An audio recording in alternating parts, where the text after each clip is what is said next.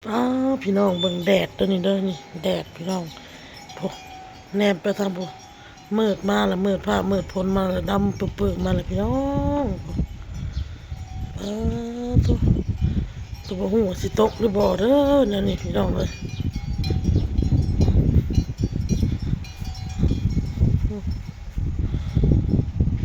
พี่น้องว่าสิตกอยู่บ่พี่น้อง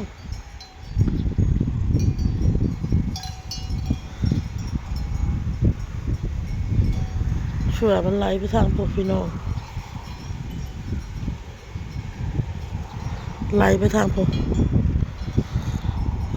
ตัวขันมาทางเซโนนี่แห้งเติบอยู่แล้วนี่เด้อพี่น้องเลยอ้นว่าอีกจักหน้อยสิไปหับเอาน้องบอลพี่น้องเลยน่าจะบ่ตกหรอกพี่น้องเลยอ้นเบิ่งคักนะแต่ก็ว่าบ่ได้มากินนี่ไผผ้ารับมากินนี่พี่น้องเลยตัวตัดผ้าเมื่อพ้น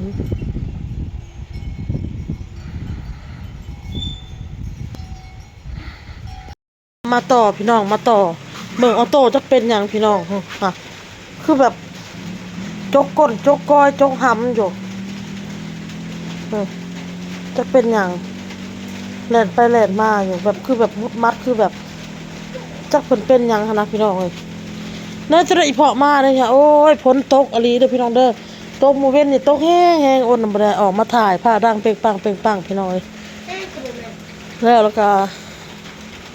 เมียนซิ่งพี่น้องพงเปียกหมดน้องพี่น้องเมียนพี่น้องเพราะว่ามันเปื้อนแห้งพี่น้องเอ้ยเมียนพี่น้องเอ้ยเมียนซิ่งเมียนเรียบร้อยสักเครื่องเบิ่งเครื่องกับกองเลยน้ำก็มาเปื้อนโดยลูกฮะจะเป็นยังพี่น้องออโต้เป็นยังลูกเป็นยังเอาน้ำให้น้องกินละสวัสดีป้าลุงสบายดีพี่น้องทุกคนทุกคนทุกคนทุกคนทุกคนเร็วเฮ็ดลูกเฮ็ดออโต้นี่ฮะจะอาบน้ำให้เปลี่ยนเครื่องให้ลูกอาบน้ำเปลี่ยนนี่แหละพี่น้องเอ้ยจะเข็ดจังไรดื้อจะแท้นี่อยู่พิธีเต่าดำออกออกทูยได้จ้ะทู ทุทู ทุแน่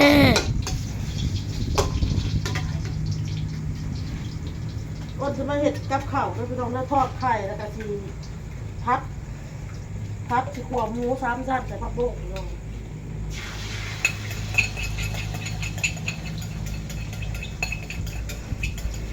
ทอดไข่แล้วก็โต้กันข้าวกินปลามาแรงกินไข่นะลุงเนาะโอ้มันจะบ่นหางโลนเลยโอ้ยปลาเปียกมันเพิดกระใส่มาเห็ดเอาไว้มันเพิ่นกระใส่เพิดเขาเที่ยวแล้วนะปันนี้แล้วขึ้นที่ไหนเขาเก่าเนาะแม่เพิดขึ้นที่ไหนน้ำเข่ามันปูเปียกกับปูเป็นยังเปียกกับน้ำเข่าโอ้เจ้าหางก้านเลยโอ้ยแม่แพงโอ้ยแม่แพงโอ้ยแม่แพงทุกก่อนที่บอกไอ้บอลเลยนะยังทุกเคยบอลเลยทุกแก้เพิดก่อนแก้เพิดเลยปล่อยน้ำออกก่อนตากเครื่องพี่น้องสิสักเครื่องตากทั้งคืนไปเลยมืออื่นสิทูเพื่อนเลยย่าทะเลมึงค่ะมึงเอาไข่ใหม่เลยไข่ใหม่เลยไข่ใหม่เลยไข่ใหม่เลย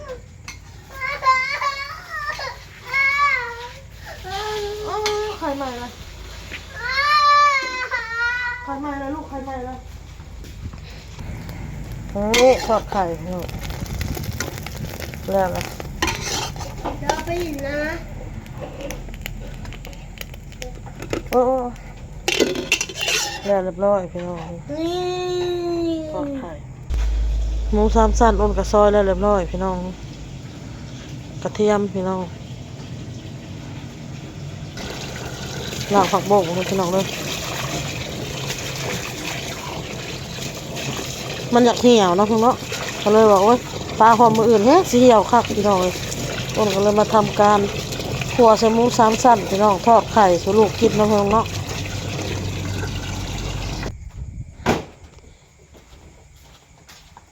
มาพัด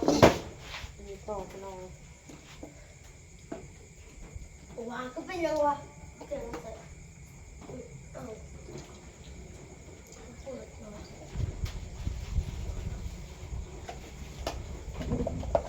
ออกมาเรื่องของมัน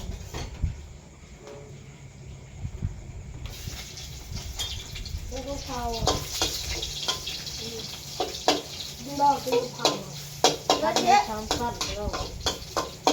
เจ๊ไอ้ดึงดอกตีมันมึงนะมันก็ตักมาที่เรื่องตักมาที่เรื่องนี่มันเป็นใส่หัวโป้งได้ตัวเองกินมันอิ่มก่อนนะหนูต้องกินมึง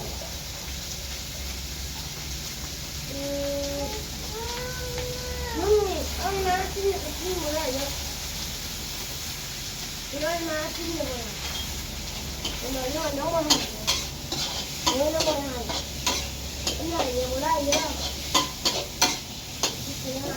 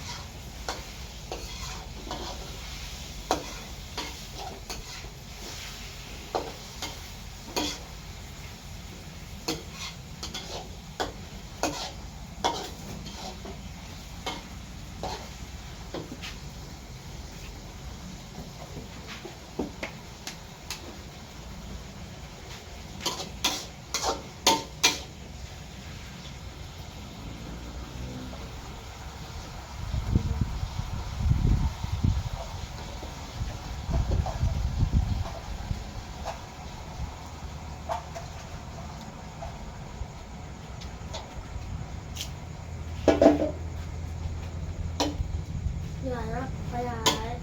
มึงคิดนะมึงนะพอละรับไปเลยมึงตกแต่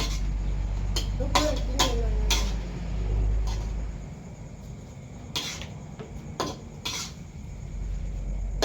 าโอ้โหทำไหนได้น่าดีอ่ะอย่า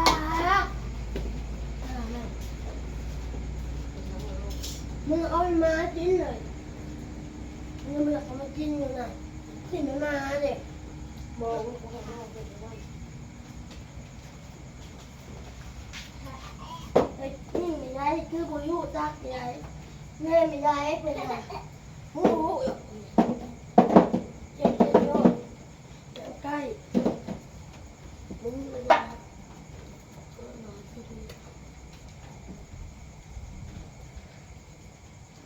เห็ดคือไปเอามากินนี่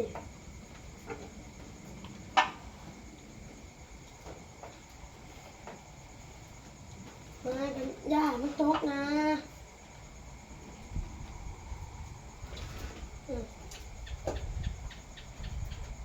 กินแล้วละ ข้าวมันบ่กินบ่กับข้าวลงก้อนมันลงเอา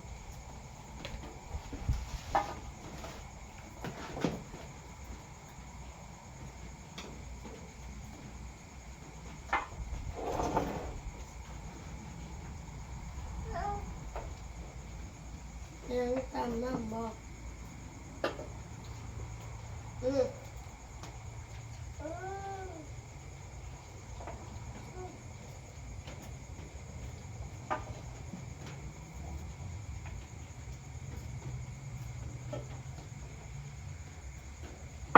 กินข้าวนี่ กินใช่ไหมคนต้องเหมือนกันถ้ากินนี่ต้องจัดให้ก่อนต้องเยอะเยอะเยอะเยอะเยอะเยอะ บอเต้เพนสิมาเฮือนอีกมือพี่น้องเลยเพราะว่าหนกคนเอาเข่าให้ประมาณ10 โลนี่แหละเพราะว่าคันบ่มีข้าวกินแล้วให้พ้องมาแวะเอาเด้อ จิ้มกับไข่ ก็เลยอัน กินข้าว ไปเอา นะ เข่าหนกแล้วจะเอาเข่ามาส่งให้พี่น้อง กิน มา นะ อีกมือพี่น้องนี่ทางเบิ่งมืออื่นพุ่นแหละมืออื่นคือสิบ่ได้มา กินข้าว ไม่เอาเข่ามาส่งให้ลูกให้เมียก่อน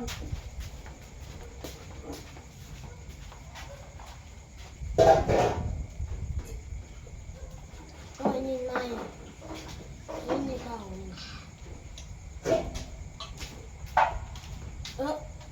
ตัดน้ำเลย ผักบงเลย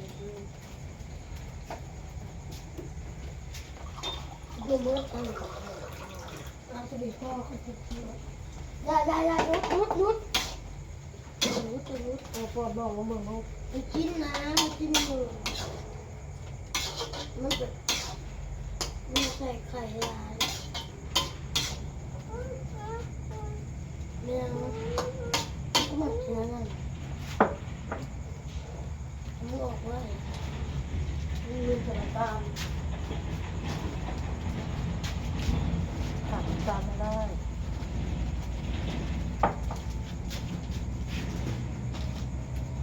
น้ำตาลพอเลยใส่ไม่ได้จะเปลี่ยนพักขาดน้ำตาลแล้วชั่วผมมีชีวิตชีวาเลย กินน้ำข้าวเนี่ย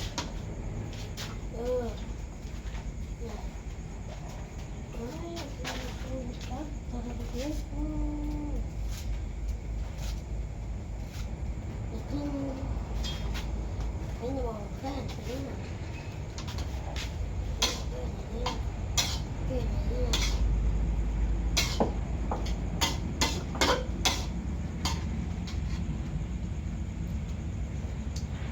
มันจะเป็นเองนะคะ แซ่บประเภททั้งแซ่บประตูสวงตำไทยตำลาวหายห่วง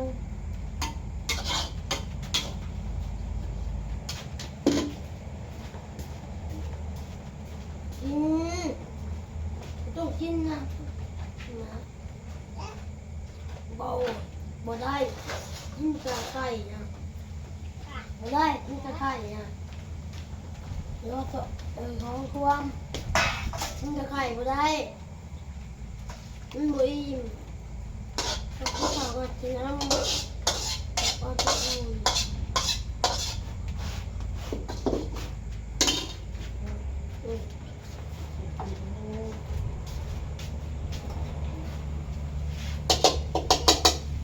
กิน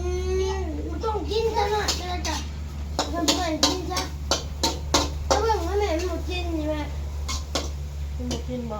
มันกินกระไข่มันกระไข่ออกแล้วมันกระจ้ำ ได้ มัน ต้อง กระ ให้ล จ้ องกินขนมกิน ำมันนี่จะมามันกระจ้ำกินนั่น กินเห็ดทำอย่างสุดเลยนั่นมันข้อมันนะ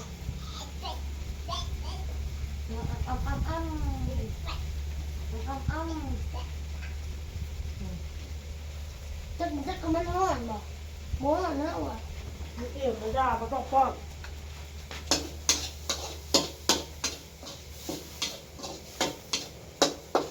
หมูก่อนความร้อนหมูคือร้าย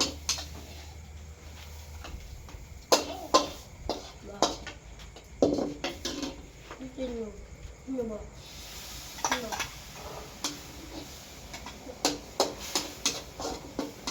ยังไงแม่ อันนี้ข้อมันแดงปากให้เราจะกินมันเก็บมากินพี่น้องมันก็อุ่นให้ นี่จ้ะ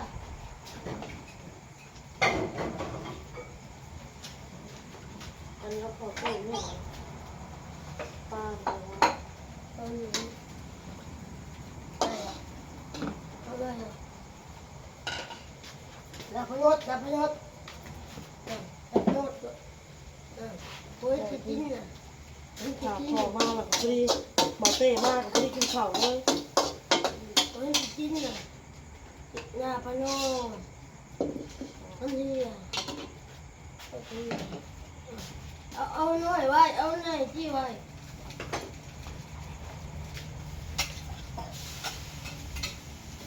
น้ำยัง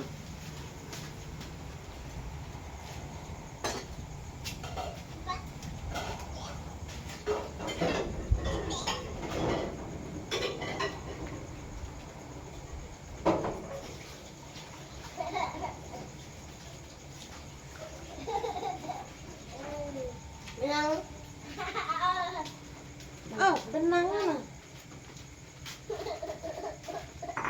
เนื้อปลาอยู่เป็นอะไรกิน อย่าไม่ต้องกินเลยน้ำก็ไม่ต้องกินไม่ต้องกินนะอย่าพูดบอกอย่าพูดอย่าพูดตัวเงี้ยจะพูดกินนั่นข้าชิมนั่นจะชิมนั่น น้องบอกกินระยะไม่บอก เอาไว้ดูบอกกินเสร็จแล้วเนี่ยตัวเงี้ย ยาลูกยา บุยกูกินเอาเงินมากระแทกชื่อกูกินนะเอาเงินมากระแทกผมมีเงินไหนผมมีเงินไหนจะไว้ผมมีเงินไหน อยากเล่นนะมันบอกกินแล้วมันอิ่มแหละขนมนมอีก ขนมมดอะไรแม่ ทั้งขนมทั้งนม ขนมมันมดอะไรเขาเคยมันกินนมเลยนมเลยจะออกมาดีกว่ามันออกมาอัดตัว ยา ยาลูกฟังมากินเอาเสร็จแล้วนะครับมันกินนี่ก็อุ่นแล้ว นั่นยาจังนั้นมาจากควันไอ้เนี่ย